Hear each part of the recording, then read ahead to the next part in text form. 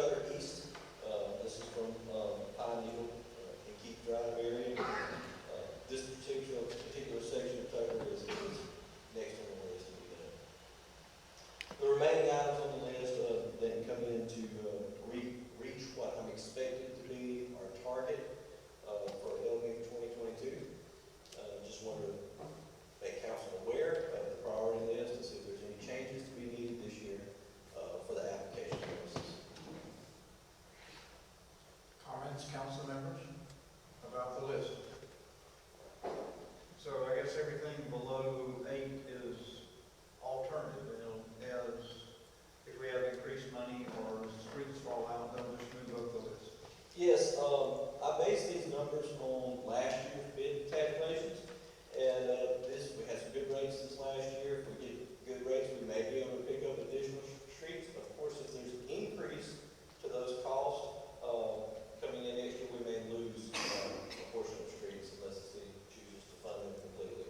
So always keep in mind, depending on the bid, what the bids come in at, could move us up or down on this priority list this year.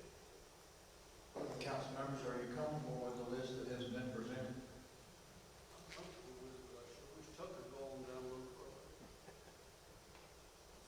I do understand, and keep in mind too, when I do these reviews, I base them on severity of the street in sections. We may experience driving down the street that you have an area of the street that is failing, where other portions of the street are holding up pretty well. And the areas that we raised in the priority list are the areas that need attention the most. And all of Tucker did not qualify. So this section of Tucker did qualify. Tucker's going to get a big hole when that thing washes out and then down the bottom.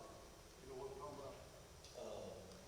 Yes, I do, and we just so you're aware, there is a storm water improvement there at the bottom before you get to Devonwood, and that construction should start and be complete in November.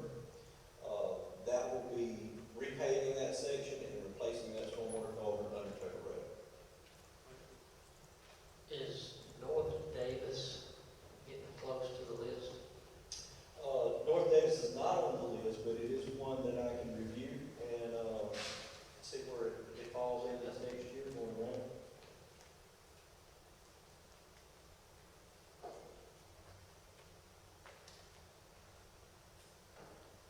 Other recommendations?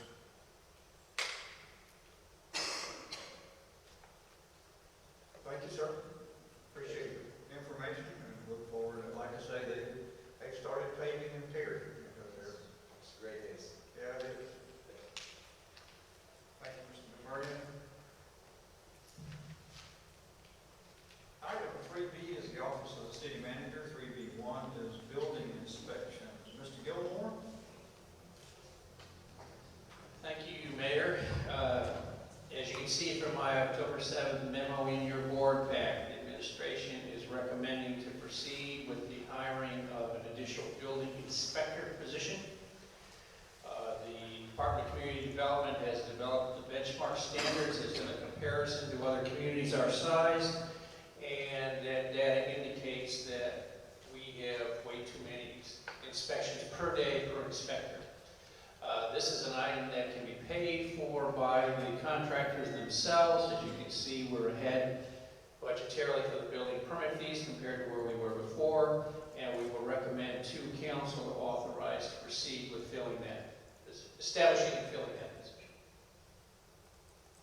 Council members, questions around this new position of building inspector? We had a real long discussion the other day about the actual number that are being done by our inspectors now, and they can't do the quality work we expect them to do, to go in and spend the time looking through that. So this is probably a very important job that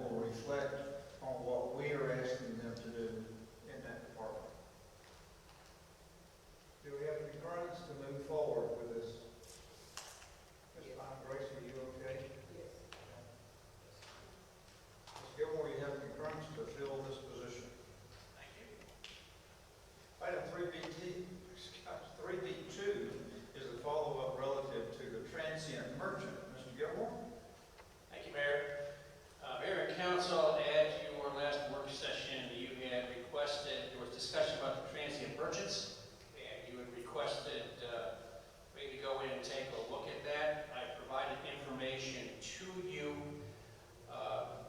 indicating number one, there was a location map, in case everyone wasn't quite sure about the only area in the city that currently authorizes transit merchants, which is on Samnon Boulevard between I-75 and Mason Terrace Road.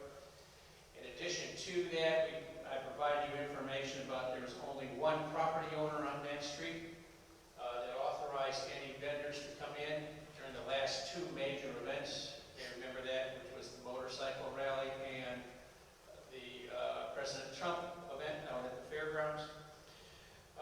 Also indicated the changes we've had in there, which is the Holiday Inn Express, Taco Bell, Hardee's, Popeyes, Plant Dunkin' Donuts, and also the Chick-fil-A. They're clearing property over there for that to go in, so that area is changing. The primary thing, I believe, based on the research went through, was that we don't have any regular transit merchants who come in. It recently, as Mr. Wood had indicated, only seems to be for bigger events at the fairgrounds, trying to tie into the fairgrounds. Went to take a look at, there might be something workable relative to providing space for those vendors out by the fairgrounds. However, going back and reviewing our notes and everything, the Georgia National Fair has requested that there be no transit vendors surrounding the fairgrounds area because of the competition with the folks that they have on their own site. And we always try to work with the National Fairgrounds where we can. There are issues relative to parking for these vendors. Usually they like to have one of these kind of a larger parking lot or maybe an abandoned gas station or something like that for them to come in on the concrete portion. That is not existing over there anymore. So the bottom line, the recommendation from the administration would be that we cancel out the transit merchant process. They certainly would be welcome to locate, as I said, right outside the city on a lot of major routes coming in. And that would be something between they and the county. Comments, council members, I noticed, Mr. Gilmore, that out in the county there are some, as we speak, that are selling their stuff. Wares. Thoughts, council, on the recommendation to eliminate this? I have, I'm sorry. Yes. I have Okay. I have a couple of thoughts about that.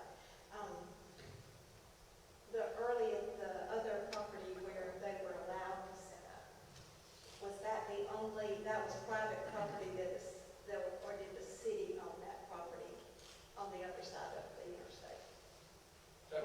Where they're currently allowed to be, Uh-huh. that's all private property. Okay, so that was the only private property owner that was allowed to do that with his property? I'm just trying to understand. He was the only one that would allow them to set up on it. Right, He so- came in, so they went and got a permit, but four of them, he was the only person that would say, yes, you can set up on my property. Okay. Everybody else said no. But anyone else could have, that's my question. Yeah, they could have, yeah, if they so chose to. I mean, it's like, I don't think the Masons wanted them, they have a vacant, well, it's under construction, but, you know, was there, but they didn't want them there either. And so, I don't think the property owners are in favor of us allowing them out there. It doesn't appear. That would generally be correct. We will not issue a transient merchant if the applicant petitioner does not come in and show proof from the property owner that they are allowed to come on private property. So, I'm sorry. Okay. So, I think it was Stuckey's that had a lot of the Yes. vendors before the Trump rally.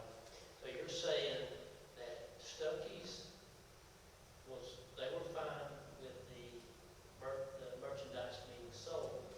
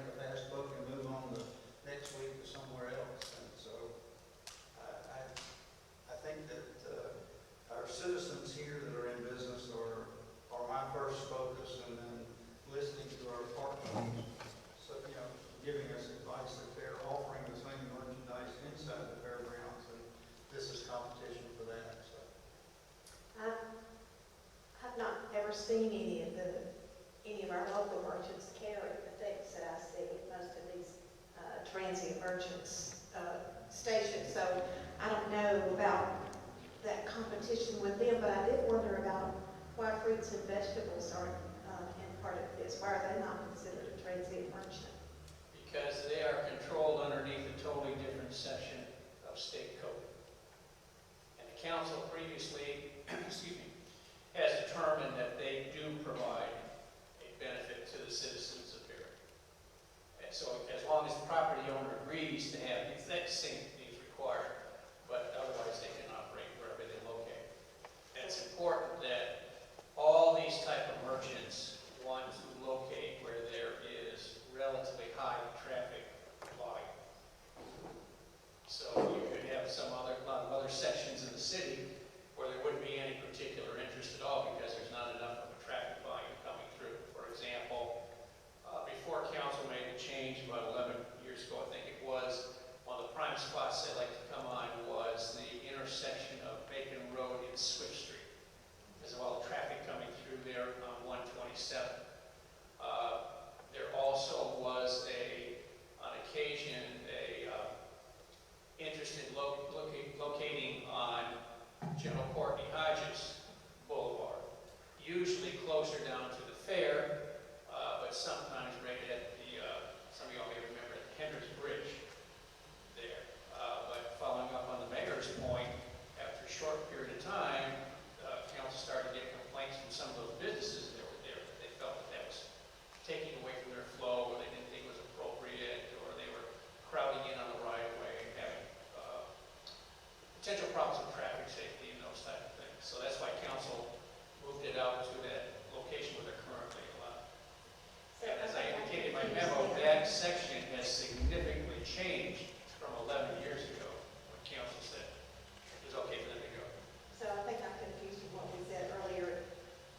That's the only property owner that the city would allow. No. So like if they wanted to have a room where all the tractors are, if he wanted to rent to a transient merchant in the past, he could have. That's the only, that yellow area on the map Is the only one that. is the only parcel. That was my question. Yeah, and if there was anyone out there that, say Taco Bell, if they wanted to allow them to go on their lot, they could, but I wouldn't think Taco Bell would want to allow them, nor is the, Holiday Inn Express. So what's transpired, as Mr. Gilmore has said, most of those parcels were empty 11 years ago. But today, they have been steadily being built up with fast food restaurants and service stations. So virtually, there's no empty space out there today, and that one location was the only person that said, yes, I will allow you to get a permit to set up. I think I only want to make 2 points about it. One is when I read in here that I try not to take this personally, that the Perry Market had matured past this type of merchandising. I bought merchandise from there. I'm fairly mature. But I think when we see these stands, it lends to the excitement of whatever is going on out there. It felt like we were having a major Disney event out there. And we had merchants that were selling Mickey and Minnie around town. And people would see it and they would be excited and it would just lend to the whole environment. I think it's kept the free market system. I think we're denying that an opportunity. And I know that when Brian spoke to it earlier, he talked about the fact that the city was not making enough to make it worth their while. So I don't understand why we don't have a strict timeline of when they must apply for a permit and make no exceptions to it, and then put a fee on it that makes it worth our while.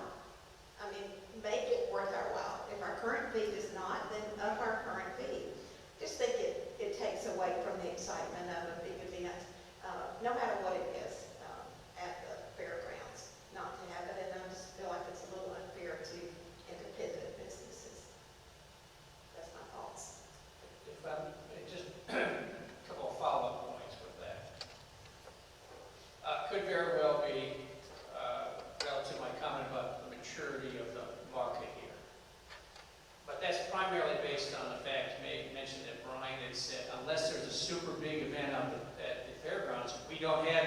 merchants coming in anymore. You know, which would indicate to me there is not a strong enough market, you know, for their products. The other thing is, it's not a question of how much money the city made off the fee. The primary problem is, and any of these folks can check online or check in city, is these folks are coming in for major events at the fairgrounds, and they are not coming in a timely manner to process. They are generally coming in either at the last minute, like the day before, or they have been popped, you know, when they set up out there, and then the Perry Police or code enforcement have come up and asked them for the permit. They indicate that they don't have it. When you have these other bigger events, for example, the Trump event, you don't know for sure how many of these folks are going to come, because these vendors will take a look and see what does it look like the makeup of the crowd's going to be. You see what I mean? How many are going to attend? And do they think that may be worthwhile? Do they have the licensing for whatever, you know, whatever the case may be that they're going to market? So a lot of times they're not sure if they're going to be coming in at all until right at the last minute. And particularly that timely aspect in everything is a problem for community development. It's a problem for customer service because they have to issue the license, and it's a problem for the police department and code enforcement relative to the enforcement aspect with it. So I think that that's important for council to keep in mind Well, for the that's why process. I just suggested a very strict policy about how people did come in. I'm sorry you didn't come yesterday, you missed our cutoff. You know, when they have that experience a few times, and they'll learn to come sooner, or hedge their bets for whoever's allowed well, to sell their I think relative to council, I'll be happy, we'll work with that. I'm quite certain what's going to wind up happening is almost what we have right now is going to be police or code enforcement are telling these folks to take a hike, because they're not going to come in within that time frame. But we'll give that a try if that's what council would like us to initially investigate and see how it winds up going.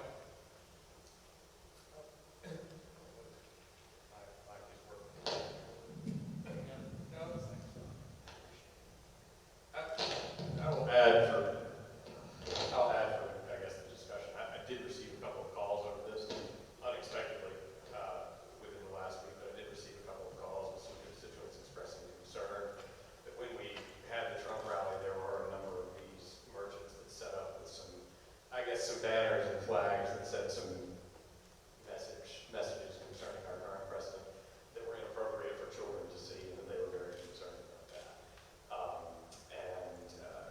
So I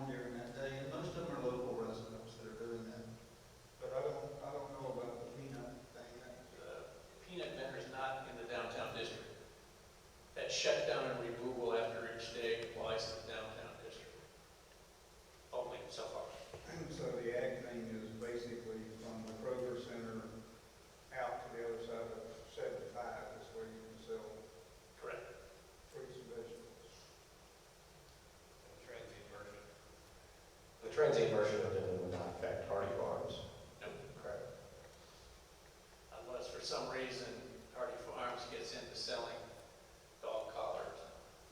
In other words, goes beyond the standard agricultural, go either direct or preparation thereof.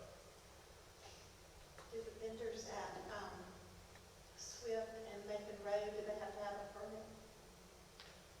The No. vegetable people? No, they don't, we don't, well, I guess they do. Most of them wind up getting a transient business license, yes. Either full year or half year, depending on what product it is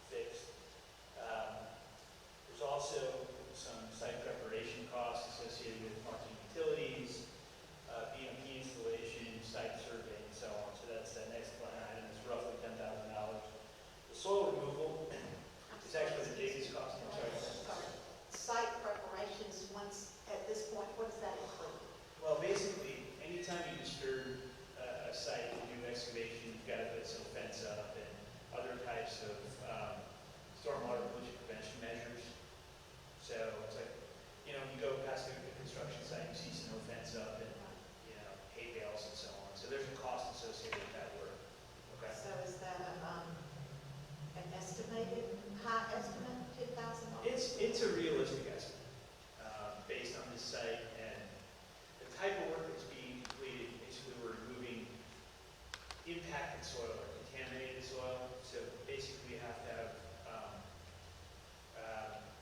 methods in place to make sure that that contamination doesn't move off-site during the course of, say, a storm event. Okay. So, and once again, they're just estimates. Then the soil removal cost, right around 1,500 cubic yards and $125 per cubic yard. That adds to about a little over $187,000. Site restoration is basically backfill, transporting it in, grading it, impacting it, and so on. So that's pretty straightforward.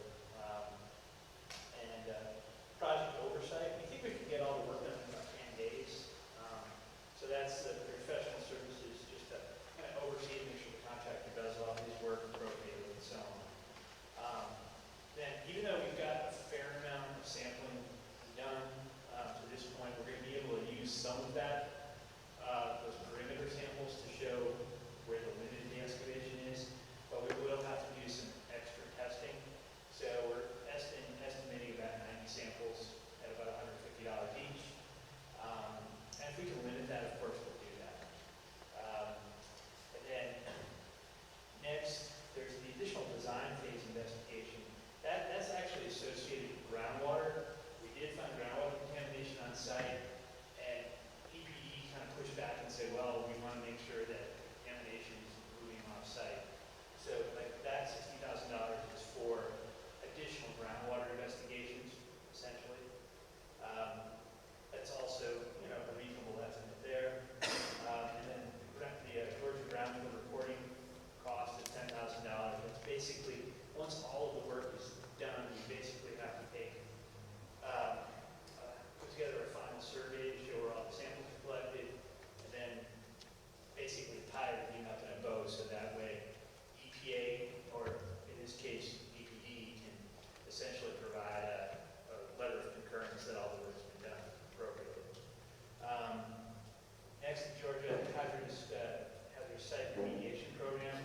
This site's kind of interesting because it's actually two programs, because it was initially assessed or listed as a state Superfund site for the HISRA site.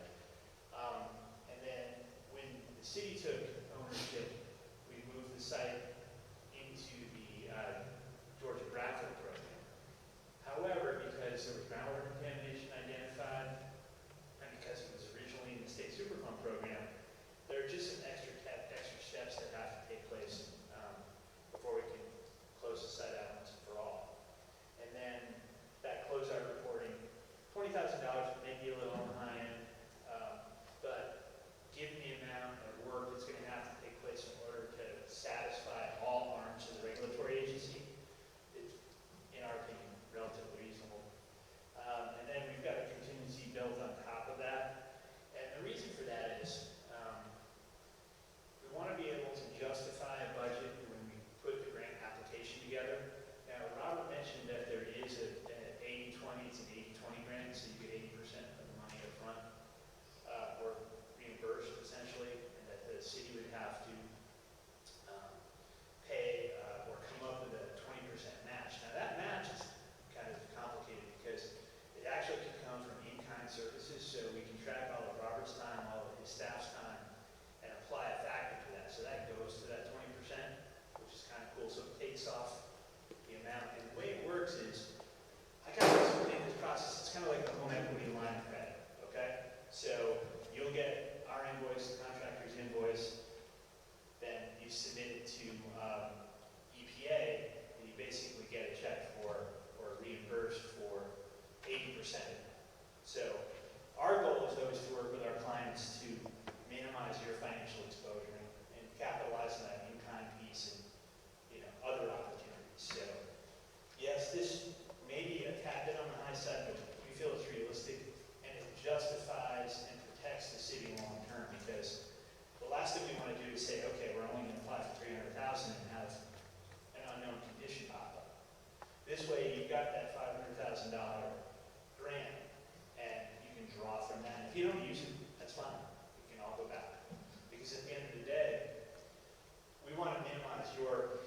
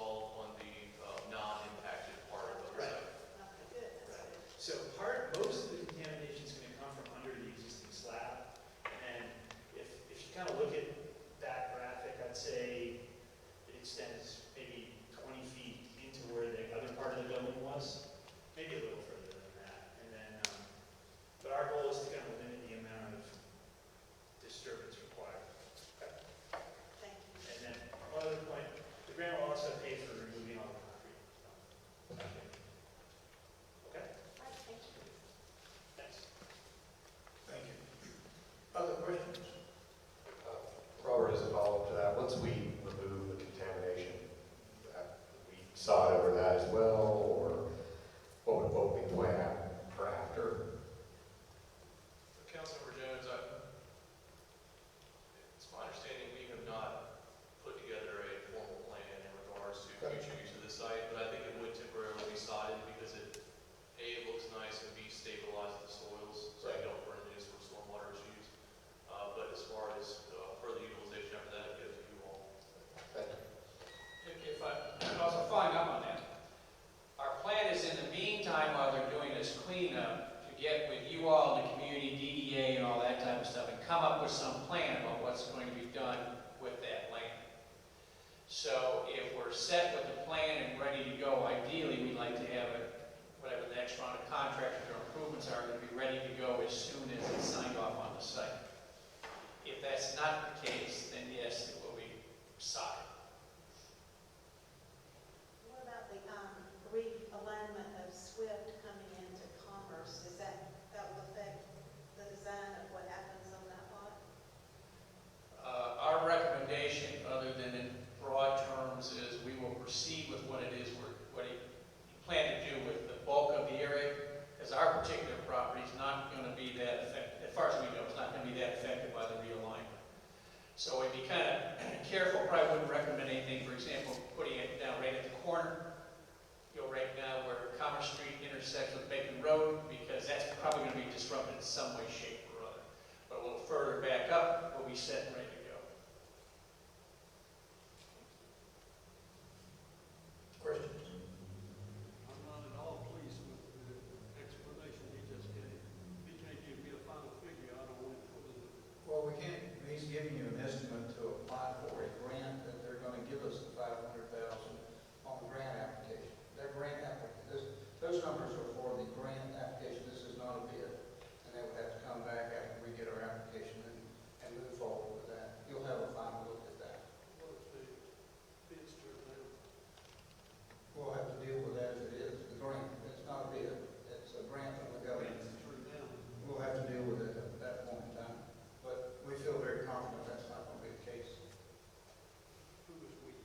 Well, Robert, the consultant, because we were approved for the original, it's in the program. So I don't feel like there's a real risk factor involved with that. So, And Mr. Hunt, you may recall the Brownfield Assessment Grant that actually made this possible. We applied for that 3 times before we actually received funding for that. So, we could go for it again. But I think typically, again, they like to follow up the assessment grants with the cleanup grants.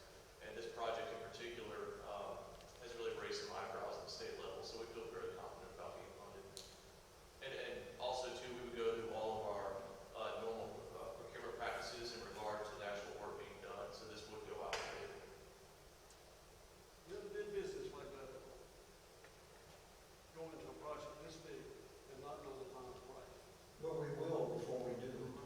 All we're doing here is applying for a grant to find out if APD is willing to pay for it. And if they're willing to pay for it, then we'll go to the bid process to find out exactly what it's going to cost us. We'll go through our normal procedure before we move forward with this project. And you'll have a final look at that bid. Kind of following up on that, the process is going to be similar to what we've done a few times with fire.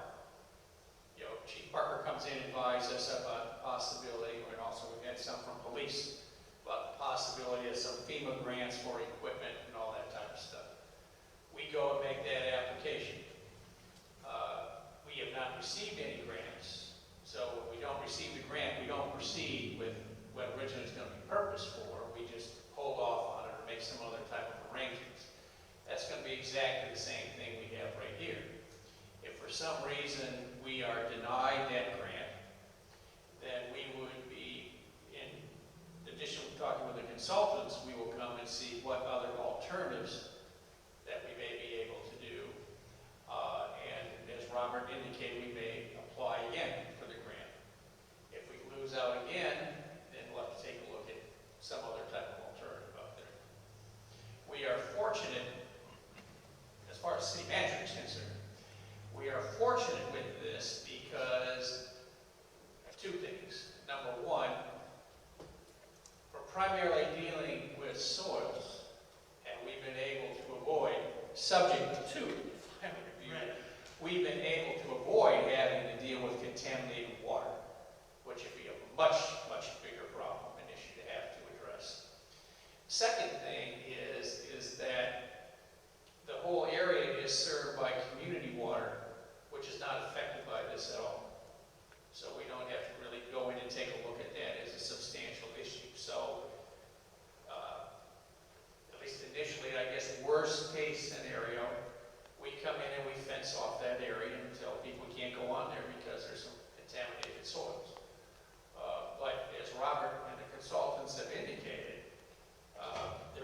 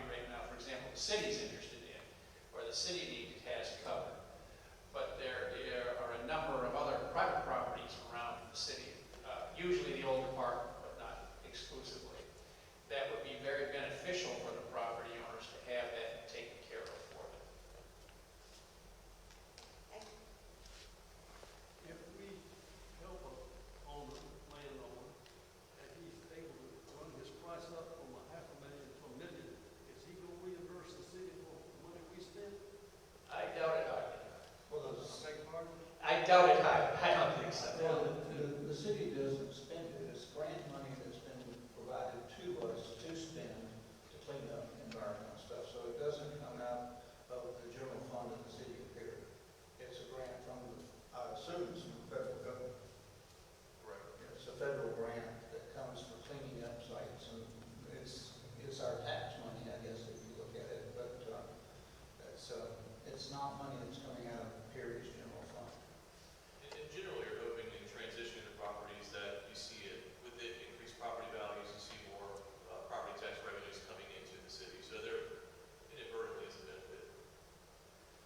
And Robert, I'll put it this way, there is some activity on some of the sites that are there right now as far as people looking to transition them. So that we are aware of activity that's going on, and we're not at liberty to talk about it. It hasn't gone public yet. And to that point, Mayor, Ms. Harder just reminded me that I did leave off on site here, 203 South Street, which is right off of Kelwood on Larry Walker Parkway right there.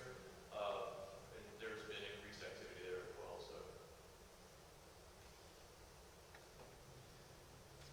Council, can we move forward with a $500,000 grant? Okay. Please move forward, Mr. Smith. 3C is the Finance Department. 3C1 is discussion of options to purchase police patrol vehicles approved in the FY 2022 budget. Mr. Worthington? Thank you, Mayor. I'd like to frame this as an opportunity that staff is bringing forward to save both time and possibly money for the city. But I'll start with giving you kind of a background and an update on vehicles that we've already ordered. So in April 2021, this body actually approved the city to purchase 6 police patrol vehicles. But as you know, COVID has affected all supply chains. We still have not received those vehicles.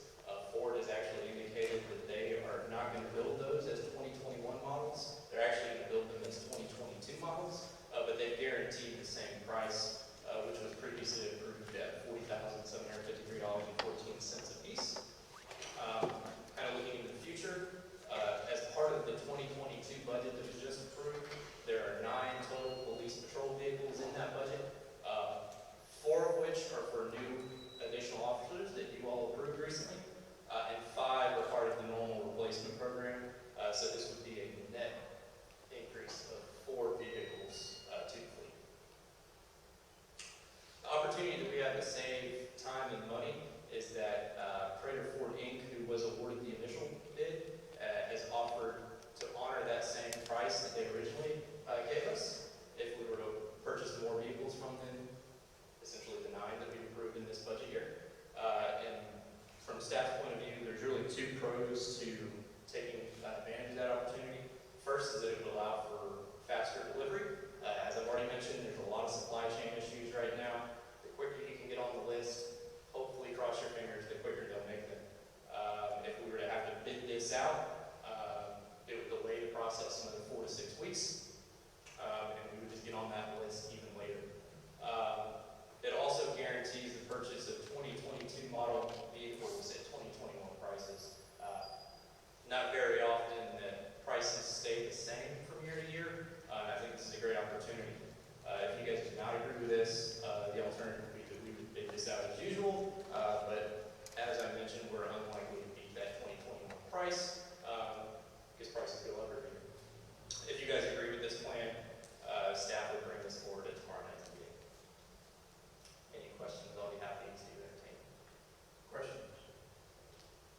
I will mention our purchasing policy does allow us to piggyback on previous contracts and contracts from other cities. So this is within policy to do this. That was my question, if it was within policy without bidding the 22. Yes, sir, we're allowed to piggyback on previous and other state contracts. Other questions? Just asking, because I don't know. Is that fair for the other people around town to do this? Please? I think there's 2 parts to that. The first one is we're only dealing with other Ford vendors because of particular specifications and requirements that we have 4 for this type of police pursuit vehicle. The second thing, following up on Mitchell's point, is we did go out to bid for the others, and he's talking about the vendor that won your bid, and that vendor's gonna keep the same price. Is that also the state contract winner too? Actually, it's not the state contract winner, but I think it's actually the lowest state contract prices. Right, so the price we got was below what the state contract bid is. So in other words, we got a better price than normally what you would. So yes, I recommend we go ahead with that, similar to what Mitchell had talked about. Next question. Do we need 9 new cars? Yes, sir. You need 4 for the new positions, and we need to do the replacements of the patrol vehicles because that's our usual rotation process that council has approved several years ago.